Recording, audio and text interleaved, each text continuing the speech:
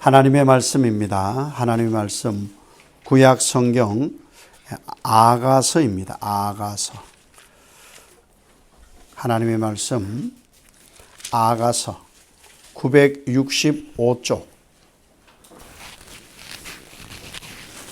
아가서 6장 2절입니다. 아가서 6장 2절 말씀입니다. 한 절 말씀입니다. 한 목소리로 하나님 말씀을 봉독합니다. 내 사랑하는 자가 자기 동산으로 내려가 향기로운 꽃밭에 이르러서 동산 가운데에서 양떼를 먹이며 백합화를 꺾는구나. 아멘. 인사합시다. 마라나타. 네, 주 예수의 오시옵소서. 예, 우리는 그 인생 삽니다. 그렇게 살았던 어떤 한 분을 또 소개하려고 합니다. 오늘 이 찬송 95장을 함께 나누어 보려고 합니다. 95장을 한번 펴보셔도 되고 또 이 PPT를 통해서 95장을 한번 봐주시면 되겠습니다.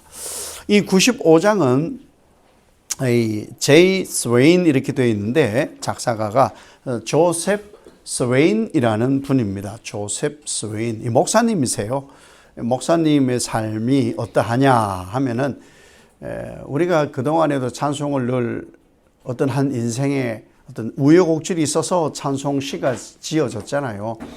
다치기도 하고 또 가족을 잃기도 하고. 근데 이 스웨인 목사님도 고아예요. 어려서 이미 부모님을 여인 그러한 고아였어요.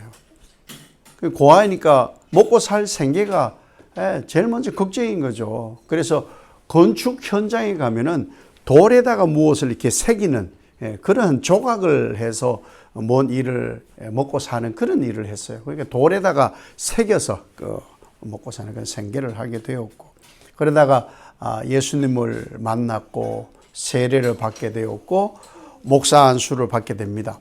목사 안수를 받아서 이분은 침례교 목사님이세요. 월워드 침례교회에서 목회를 했어요. 그 목회를 하는 동안에 이분은 강해 설교를 아주 많이 하셨는데 강해 설교에 많은 은혜를 끼쳤다 이렇게 전해지고 있습니다. 그리고 목사 안수를 받고 5년을 목회합니다. 5년. 그 나이가 언제냐 하면은 35세 하나님의 부르심을 받게 돼요. 굉장히 일찍 하나님의 부르심을 받은 것이죠. 그러니까 이 어려서 고아가 되고 생계를 위해서 살았던 그 삶이 쉽진 않았을 거예요. 쉽진 않았고 1700년대에 목회를 했으니 얼마나 더 열악한 그런 환경이었겠습니까? 그런데 그 극심한 고통, 현실적으로 어려운 그런 상황에서도 오직 하나님을 바란 거죠. 내가 겪는 현실을 넘어서 하나님이 일하시는 것을 보고 하나님 앞에 찬송하고 말씀의 삶을 살았다라는 것이 이 오늘 찬송가 95장의 배경이 됩니다. 이 95장의 그 찬송을 보면 그 아래에 아가서 6장 2절 말씀이 거기에 기록되어 있어요. 그러니까 이 스웨인 목사님이 아가서를 묵상하다가 이 찬송 시를 통해서 하나님의 큰 은혜를 경험하게 되었다는 것이죠. 우리가 언제 가장 안심하고 안전한 것을 느끼느냐 하면은 내가 하나님 안에 있다는 것을 경험할 때요. 하나님 안에 있다. 이것을 경험해야 그 하나님 안에서의 평안을 누리는 것이고 하나님과 하나됨을 느끼는 것이지, 그것이 되지 않으면 인생이 불안합니다. 완전해질 수도 없고, 이 하나님 안에서의 진짜 나는 무엇을 해도 나는 평안해 할 정도가 되어야 진짜 평안을 누리는 것이지, 그렇게 되기 전까지, 이 하나님의 평안을 누리기 전까지 안식 잘 이루어지지 않습니다. 눈 뜨면은 근심 걱정이 늘 몰려옵니다. 분명 기도해서 다 없애두었는데, 기도해서 다 소멸된 것으로 아는데 어디선가 스물스물 올라오는 것이 이런 걱정, 근심이라는 것이죠. 이것을 어떻게 경험하느냐? 하나님을 만나야 되는 거예요. 하나님을 만나야 된다. 하나님을. 이 원래 아가스가 솔로몬 왕하고 술람미 여인과의 사랑 이야기잖아요. 근데 이 사랑 이야기가 더 크게는 뭐냐? 결국에는 하나님과 이스라엘과의 관계이고 또 하나님과 나와의 이야기라는 것이죠. 그 안에서 무엇을 경험해야 되느냐? 하나님의 사랑. 이 하나님의 사랑 안에 있으면 그 어떤 것도 이 하나님의 사랑에서 우리를 해할 수도 없고 끊을 수도 없습니다. 그래서 이 스웨인 목사님이 이 어려운 환경 속에서 하나님을 경험하고, 내가 하나님 안에서 발견된다. 나는 하나님의 사람이다. 이것을 경험하셨기 때문에 그 어려운 환경 속에서 이 찬송 시를 지을 수가 있었던 거예요. 그러한 배경, 짧은 내용이지만 그 배경을 보고 한번 한 절 한 절 한번 묵상을 한번 해봅시다.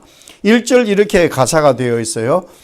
나의 기쁨, 나의 소망 되시며 나의 생명이 되신 주, 밤낮 불러서 찬송을 드려도 늘 아쉰 마음뿐일세. 참 은혜로운 찬양이 아닐 수 없어요. 우리 많은 분들에게 이 찬송이 많이 불려지거든요. 아기들이 가장 평안함을 누릴 때가 언제냐? 엄마 품에 안겨 있을 때입니다. 엄마 품에 안겨 있을 때. 울던 애도, 불안해하던 아이도, 두려움이 있던 아이도 엄마가 안고 엄마의 심장 소리를 들려주면 이 아이는 금세 평안해집니다. 불안함이 떠나가게 되고 두려움도 떠나가게 되지고, 그래서 엄마 품에 안겨 있음으로 이 아이는 완전한 평안을 누리게 된다는 것이죠. 우리가 살아가는 데에 우리의 누워있는 이 요람, 인생의 요람을 흔드는 손이 많습니다. 그러니 예수님께서도 말씀하시기를 반석 위에 집을 지어라. 왜? 폭풍우가 몰아치니까. 그 폭풍우 몰아칠 때 무엇이 안전하냐? 네, 반석 위에 집을 지어야. 그리고 하나님의 생명싸개 안에 있을 때 우리가 안전하고 평안하다라고 하나님이 우리에게 말씀을 해주시는 거예요. 이 하나님 안에 내가 있을 때 기쁨이 있고 소망이 있고 생명이 있는 거죠. 그것을 이 스웨인 목사님이 삶 속에서 경험을 한 거예요. 자기의 삶은 어려웠다 할지라도 하나님 안에서 자기가 발견되어지니까 나의 기쁨, 나의 소망, 나의 생명 되신 주님, 그 주님의 은혜를 생각하니까 밤이고 낮이고, 그래서 우리 그런 찬양 하잖아요. 밤이나 낮이나 어제나 오늘도, 이 찬양이 저절로 나오는 거예요. 그렇게 하나님이 함께 해주심이 내 속에 경험되어지니까 밤이나 낮이나 어제나 오늘도 언제나 기쁨이 넘치는 거예요. 그러니까 늘 아쉬운 거야. 감사해도 아쉽고, 조금만 더, 조금만 더, 그런 마음이 드는 거예요. 하나님 안에서의 내가 누리는 평안을 맛보았을 때 이게 가능한 거예요. 그래서 묵상하다가 보니까 이 하나님 사랑을 알아야 그런데 304장이 얼른 떠오르더라고요. 하나님이 찬송 가운데 304장의 3절에 보면 뭐라고 돼 있어? 하나님의 사랑을 하늘을 두루마리 삼고 바다를 먹물 삼아도 그 크신 하나님의 사랑 다 기록할 수 없겠네. 세상에 바닷물을 먹물 삼아서 그 넓은 하늘에 써도 부족하다. 할렐루야 아니에요? 네. 그래서 우리가 기쁨이 있고 소망이 있고 하나님 안에서 생명을 누린다는 거예요. 그러니 이 고백을 하니 이 스웨인 목사님이 짧은 인생이고 5년의 목회를 하지 못했지만 5년밖에 하지 못했지만 그 삶이 얼마나 평안하고 얼마나 평화롭고 얼마나 좋았을까. 여러분도 한번 조용히 묵상하면서 찬송시를 한번 지어보면 참 좋겠어요. 욕심이 나기도 해요. 그런데 잘 안 써져요. 뭐 시적 뭔가 있어야 되지만 근데 한번은 도전해 볼 필요가 있다. 그런 마음이 먹어지더라고요. 2절은 이래요. 나의 사모하는 선한 목자는 어느 꽃다운 동산에 양의 무리와 늘 함께 가셔서 기쁨을 함께 하실까. 그냥 생각을 해봤어요. 스웨인 목사님이 어떻게 해서 이런 시를 지을까. 그냥 저에게 접목을 해보기를 오늘 낮에도 말씀 나눈 것처럼 저는 참 아름다운 시가 그 시 같아요. 여호와는 나의 목자시니 내게 부족함이 없다. 그가 나를 푸른 풀밭으로 인도해 가시고 쉴 만한 물가로 인도해 가시는 도다. 어떠한 두려움이 있어도 해를 당하지 않는다. 야, 너무 좋지 않아요? 그러한 하나님의 시, 그러한 하나님의 은혜가 있기 때문에 너무 좋은 거예요. 왜 그래요? 하나님이 우리에게 말씀해 주시길 뭐예요? 소떼, 양떼, 소떼와 양떼에게서 목자는 눈을 떼질 않아요. 잃어버리면 찾아요. 이 들짐승들이 오면 지켜요. 상처가 나면 치료하지요. 그 목자가 선한 목자라고 이 스웨인 목사님도 지금 고백을 하고 계시는 거예요. 그게 얼마나 좋아요. 예? 이러한 선한 목자 되신 우리 주님이 어느 꽃다운 동산에 함께 해주시는 거예요. 사실은 뭐 푸른 초장, 푸른 풀밭, 맑은 시냇물가 그 아름다운 동산이라 할지라도 우리끼리만 있었으면 불안해요. 우리끼리만 있으면은 누가 계셔야 돼? 목자가 있어야 되는 거. 목자가. 한 번은 그런 일도 있어요. 여름 성경학교를 하거나 캠프를 하잖아요. 그러면은 아이들만 쭉 더 많이 가고 선생님들이 후발로 가. 그러면 거기 아이들밖에 없어. 불안해요. 어떤 일이 벌어질지 모르니까. 그래서 항상 아이들이 우르르 갈 때 선생님들이 더 많이 가는 거예요. 왜? 어떤 일이 벌어질지 모르니까 보호자로. 그것이 바로 하나님 우리에게 해주시는 거 아니겠어요? 그래서 기쁜 거예요. 우리만 그저 안 놔둬요. 혼자 있는 것 같잖아요. 왜 하나님 나 힘든 거 왜 몰라주시지? 나 지금 굉장히 어려운데? 나 굉장히 두려운데? 나 굉장히 힘든데? 예, 다 아세요. 걱정 안 해도 돼. 목자이신 하나님은 언제나 소떼와 양떼에게서 눈을 떼지를 않으시니까. 그래서 이 스웨인 목사님도 느끼지 않았을까. 혼자잖아요. 근데 사실 부모님을 잃어보지 않고는 어떻게 고아의 마음을 알겠어요. 그렇죠. 그래서 하나님께서 이스라엘을 보면서 고아처럼 하나님은 아시는 거예요. 아버지를 버린 백성이 어떻게 되는지를 아니까. 그래서 우리가 하나님의 은혜를 이렇게 기억하면서 살아야 된다는 것이죠. 3절에는 이렇게 고백을 합니다.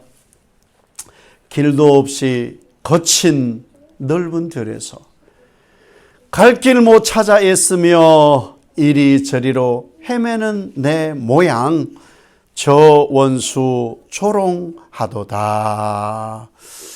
하나님은 우리를 절대 버리지 않아요.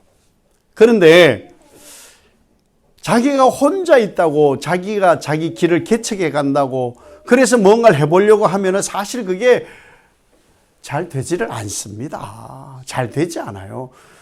뭐 이렇게 스웨인 목사님이 혼자 된 것이 스웨인 목사님 잘못이겠어요? 부모님이 어린 스웨인을 두고 가고 싶으셨겠냐고. 하나님이 그리 하신 거겠죠. 하나님. 그런 거예요. 우리는 하나님이 아버지신 거예요. 그것을 놓치면 안 되는 거예요. 하나님은 절대 놓치지 않거든요. 그런데 우리가 자꾸 뿌리치려고 하는 거, 우리가 자꾸 뿌리치려고 하고 혼자 있다고 자꾸 생각을 하니까 자꾸 마음이 어려워지는 거예요. 그때 우리가 하나님 손 뿌리치고 혼자 있다고 생각하여서 막 살아가다가 보면요, 길을 잃어요. 예. 길을 잃으면 어떻게 돼요? 그 길이 광야인 거예요. 이스라엘 백성들이 광야를 살며도 불구하고 이스라엘 백성 될 수 있었던 것은 그 광야에서 하나님이 함께 하시기 때문이에요. 그러니까 그런 찬양하잖아요. 광야에 살리라 그러는 거예요. 왜 광야에 살고 싶어요? 다 같이 준데 살지. 오아시스에 살지. 근데 오아시스에 사는데 하나님이 안 계셔. 그건 말짱 꽝이에요. 광야에 살지라도 하나님이 사시면, 함께 하시면 그 인생이 복된 거예요. 여러분, 광야예요? 하나님이 형체는 보이지 않으셨어요. 그런데 구름기둥이 계심으로 하나님이 계신 것을 알았고, 불기둥이 있으므로 하나님이 계신 것을 알았고, 하늘의 해와 하늘의 달과 하늘의 별이 있으므로 하나님이 이스라엘 백성들과 함께 있음을 이스라엘 백성들이 알게 되었다는 것이에요. 우리가 하나님 손 놓치고 혼자 있을 때 힘들어하는 그때, 힘들어. 나 혼자 있는 게 너무너무 힘들어. 그것을 제일 기뻐하는 게 누구냐? 사탄입니다. 하나님 없이 하나님에게서 자꾸 떨어져 나가고 하나님 길 아닌 다른 길로 자꾸 갈 때 가장 기뻐하는 것이 사탄이에요. 왜? 사탄은 그러려고 존재하거든요. 넘어지게 하고 자빠지게 하고 구원 얻지 못하게 하고 하나님 백성의 길로 가지 못하게 하는 것이 사탄이기 때문에, 그러니 혼자 있을 때, 외로울 때, 어려울 때, 기쁠 때나 즐거울 때나 어느 때이든지 간에 하나님 손 놓지 마시기 바랍니다. 그 놓치지 않았던 분이 스웨인 목사님이 짧은 인생일지라도 그랬기 때문에 그 길이 영생의 길이었고 생명의 길이었다는 거예요. 그 길 가다 보면요, 힘들어요. 고아. 물론 당당하게 살겠죠. 당당하게. 그러니까 부모님이 없어도 당당하고 열심히 살 수는 있으나 얼마나 힘겨웠겠어요. 뭐라고 하면은, 이렇게 하면은, 부모 없다고. 부모 없어 저렇다고. 저렇게 하면은, 부모 없어 저렇다고. 그런 조롱, 비난, 시기가 얼마나 많았겠냐고요. 요즘도 많은데, 요즘도 갖추고 부족함이 없는 이런 시대에 사람들을 차별하고 학생들끼리 폭행이 있고 왕따가 있는 이런 시절에 몇백 년 전 이러한 부모 없는 아이였던 스웨인, 얼마나 많은 시련이 있었겠냐고요. 네. 그때 이 스웨인 목사님은 누구를 붙드셨느냐? 하나님만 붙든 거예요. 하나님. 4절에 주의 자비롭고 화평한 얼굴, 모든 천사도 반기며 주의 놀라운 진리의 말씀에 천지가 화답하도다. 제가 교회 개척 훈련을 갔어요. 사진을 하나 보여드리려다가 제가 못 보여드렸는데, 거기 케노시스 수도원이라는 곳에 가면은 벽이 까만 게 있고 안에 들어가면 하얀 게 있어요. 죽음으로 들어가 영생을 얻는 그런 길이겠죠. 거기 안에 들어가면 바로 오른쪽 편에 여기가 하늘, 지금이 천국이라는 글이 있고, 거기에 예수님 얼굴이 있어요.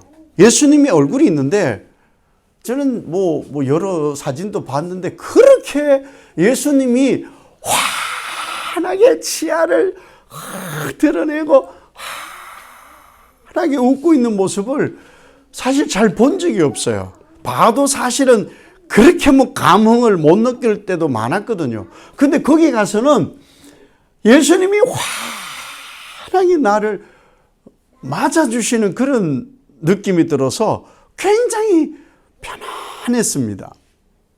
우리가 이 세상 살아가는 데에서 평안을 누릴 수 있는 게 뭐냐면요, 어떤 순간에서도 하나님은요 환한 얼굴로 하나님 백성된 구원 얻은 우리를 지켜보는 거예요. 여러분 한번 그거 해보셔야 돼요. 우리가 내적 기쁨이 충만하잖아요. 그럼 진짜 잘 웃어요, 이렇게. 왜? 기쁨은 내적으로 나옵니다. 왜? 그렇지 않은 웃음 보고 우리가 바로 한마디 딱 하잖아요. 썩소. 이건 썩소예요. 서로 기분 나빠. 그럴 때 서로 기분 나쁘거든요. 진짜 내적 기쁨이 있으면 같이 기뻐요. 그 사람만 보면은 기쁜 거예요. 그러니까 우리는 웃음을 잃으면 안 돼요. 뭐 성격 탓이다. 뭐 난 성품이, 그건 진짜 예수님에 대한 모독이에요. 예수 성품 닮았고, 예수 성격 닮았고, 예수 인품, 예수 인성 다 닮았는데 왜 내적 기쁨으로 이게 안 돼? 연습해야지. 안 되면은 왜? 죽음의 종로로 타다 보니까 그게 익숙해가지고 안 되는 거예요. 그러니까 자꾸 그게 안 되니까 나 이래도 되나 싶어가지고 웃는 게 이렇게 되는 거예요. 진짜 웃어야지. 내적 기쁨으로 진짜 이렇게 기뻐져야 되는 거예요. 그래야 되는 거예요. 그 기쁨을 지금 맛보고 있는 거예요. 주의 자비롭고 화평한 얼굴. 예수님은요 우리를 향하여서 그 얼굴을, 이스라엘 백성들에게 하나님이 약속하신 게 민수기 6장 약속이에요. 그 제사장의 기도를 우리에게 주신 거예요. 하나님은 그 환한 화평의 얼굴을 우리를 향하여 비추고 계시는 거예요. 우리 주님이 그렇게 우리에게 비춰주시는 것이죠. 천사도 반가워하고 주의 놀라운 진리의 말씀이 있기 때문에 온 천하가 화답하고 있다. 우리가 기뻐질 수 있는 것은요, 무엇에 귀 기울이느냐예요. 하나님 음성에 귀 기울이면요 기뻐져요. 하나님 음성에 거기 가서 배운 게 하나 있어요. 물론 전에도 그런 것을 다른 분들을 통해서도 경험을 한 적이 있었는데, 우리가 기도할 때 막 부르짖는 기도 해야 돼요. 꼭 하세요. 목숨 내놓고 막 목이 쉬더라 터지도록 기도도 해야 되고, 때로는 들어야 돼. 듣는 것도 기도예요. 듣는 것도 경청. 하나님의 말씀하시는 것. 이 혼자 있었던 이 스웨인 목사님이 어떻게 이러한 기쁨의 찬송과 평화를 누렸을까? 듣는 거예요. 내 필요한 것 어차피 막 하고 나면은 제일 중요한 게 뭐예요? 하나님이 내게 말씀해 주는 걸 들어야 그게 평안이 오는 거예요. 들어야 되는 거예요. 들어야 돼. 그래야 평안이 오는 거예요. 화평해지는 거예요. 평안해지는 거예요. 그것이 우리에게 평강으로 내려오시는 하나님의 은혜라는 거예요. 하나님 얼굴 때문에. 여러분, 그래서 저는 그런 말을 자주 해요. 사실은 여러분 힘들면 하늘을 좀 보세요. 왜? 그런 유행가 노래 있죠. 그래 하늘을 봐, 뭐 이런 게 있어요. 예, 하늘을 좀 보세요. 하늘. 땅만 보지 말고, 물론 땅 보고 다니면 뭐 돈도 줍고 그러기도 하겠지만, 얼마 전에 제가 2,000원 주었어요. 기분 되게 좋더라고요. 2만 원 주운 기분 들더라고. 2,000원 주었어요. 제 지갑에 들어있어요. 하늘도 봐요. 하늘에 보면은 2,000원이 아니라 9원이 뚝뚝 떨어진다니까. 9원이 뚝뚝 떨어진다니까. 그 하늘을 봐요. 그 하늘을 보면서 뭘 보느냐. 하나님께서 그 환한 얼굴로 우리를 비추시고 보고 계시다는 것. 그래서 스웨인 목사님이 힘을 얻었을 거 아니에요. 그렇죠? 예. 하늘을 봅시다. 하나님이 이루실 그 모든 일들을 한번 보면서 합시다. 5절에 나의 진정 사모하는 예수여, 음성조차도 반갑고 나의 생명과 나의 참 소망은 오직 주 예수뿐일세. 여러분, 하나님 사랑하시죠? 여러분, 예수님도 사랑하시죠? 저는 요즘 묵상하는 게 그거예요. 말로 이렇게 설교도 하고 목사의 직을 감당하고 성도의 삶을 또 살아가기도 하지만 하나님께서 날 사랑하는 것만큼 내가 하나님을 사랑하나? 예. 그 뭐 답이 뭐 정해져 있지만 저만의 답을 한번 찾아보려고 애를 쓰는 거예요. 하나님이 사랑해 주는 만큼 나는 정말 만사에 하나님 사랑하는가? 찡얼거림 없이 진짜 사랑, 그 사랑을 나는 하고 있는가? 그것을 늘 되묻고 있어요. 하나님을 사랑하고 예수님이 내게 해주신 모든 것, 목숨 바쳐 나를 사랑해 주셨다면은, 와, 이거 엄청난 거 아니에요? 그러면 목숨 바쳐 나를 사랑해 주셔서 나를 이렇게 구원 주셨으면 내게 주시는 하나님의 그 사랑, 내게 주시는 예수님의 그 음성, 무엇이든지 다 만족할 만한 거 아니겠어요? 설령 내 거 좀 가져가도, 내 거 좀 뺏어가도, 내게 좀 아픈 소리를 해도 사랑 아니겠어요? 사랑 아니겠냐고. 근데 우리는 너무 이 이성, 인간 세계에서 만족하다 살다가 보니까 하나님 음성에 민감함이 둔해진 게 아닌가. 좋은 것만 걸러들어, 좋은 것만. 좀 쓴소리, 싫은 소리, 좀 코칠한 소리 이런 거 하면은 사실 좀 언짢아지고 그러는 거예요. 근데 성경 말씀은 사실 사랑하고 나서는 고치라는 얘기. 야, 천국 가는 길 이런 길인데 너 광야도 있고 십자가의 길도 있는데 고쳐야 돼. 너 사랑하기 싫은데 사랑해야 돼. 하나님 사랑, 이웃 사랑, 서로 사랑, 완전한 사랑 다 이루어야 된다. 이 사실 쉬운 게 아니잖아요. 쉬운 게 아니거든요. 그런데 그걸 해야만 된다고 하거든요.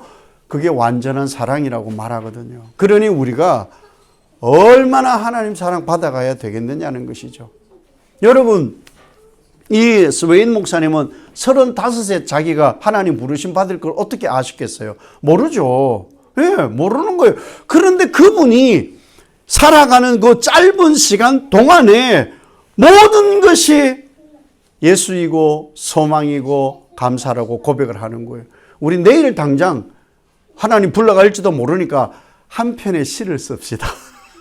우리 모두 지금까지 살아온 것을 충분해요. 지금까지 살아온 것을 통해서 시를 한번 써봅시다. 여러분의 신앙의 고백으로 시를 한번. 그래서 이 95장의 곡에 맞추어 가지고 나는 이 예수님을 어떻게 고백하는가 한번 시를 한번 써보자는 거죠. 뭐 그래야 우리 신앙이 조금 더 하나님께로 나아가고 정결해지는 그런 신앙이 아니겠어요. 우리 삶 가시밭 있어요. 예, 가시밭도 있고 심각한 웅덩이도 있고요. 죽음으로 내보낼 일도 있습니다. 그럼에도 하나님은 우리를 사랑하셔요. 우리는 스웨인 목사님처럼 고아도 아니잖아요. 또 스웨인 목사님처럼 일찍 생을 마감한 것도 아니고 이미 벌써 10년 이상은 더 살고 있잖아요. 최소한 몇 년 이상은 더 살고 있잖아요. 그렇죠? 그 속에서 이분이 발견한 것처럼 오직 하나님, 오직 예수, 나의 기쁨, 나의 소망, 나의 생명 되신 예수, 이 분으로 인해서 기뻐하는 여러분의 삶이 되어지시기를 예수님 이름으로 축복합니다. 아버지 하나님, 스웨인 목사님 사실은 뭐 본 적도 없지만 찬송시를 통해서 그의 삶의 짧은 삶과 시로 남겨준 가사를 통해서 하나님을 가늠해 봅니다. 이 스웨인 목사님보다야 우리가 훨씬 나은 환경이 아닌가. 오직 하나님 사랑함에 지치지 않게 하시고 더 큰 사랑으로 하나님 사랑 덧입어 주 예수 그리스도 오심을 대망하는 우리의 삶이 되게 하옵소서. 예수님 이름으로 기도 올리옵나이다. 아멘.